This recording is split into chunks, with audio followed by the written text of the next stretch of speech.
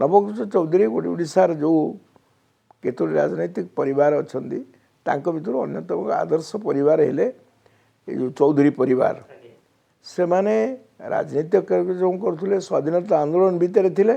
सबुठु बड़ थिला सेवामूलक काम तांको जो शिखिबार अछि सेवारे कोरी भाबरे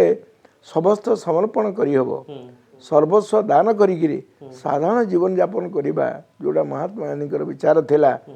जे सिंपल लिविंग हाई थिंकिंग ये कथारी तांको जीवन ध्येय थिला अक्षर अक्षर तक से पालन करथु नवकृष्ण चौधरी मालती देवी रमा देवी मनमोहन चौधरी आम एका संगे जेल भी थिलु मु परवर्ती अवस्था गिरफ हेली जयप्रकाश आंदोलन संपुक्त हुआ कारण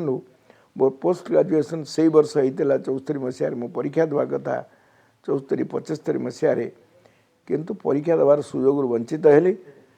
मत गिरफ करागला अटकबंदी भाव में मिसा डिटेन भाव रखागला मनमोहन चौधरी सांगे मु पुरी जेल थी आम 16 मास रु अधिक काल जेल थिलु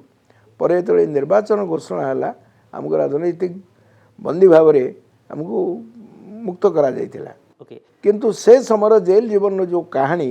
अनेक स्वाधीनता संग्रामी जो माने देश को स्वाधीन करने संग्राम करथिले समर्पण करथिले तांको भी पुणी स्वाधीन भारत वर्ष जेल रहा पड़ा तांको संगे आमर काम करिवार एकाडी रहिबार तांको शिखिबार सुजोग मिलला जेल भितर।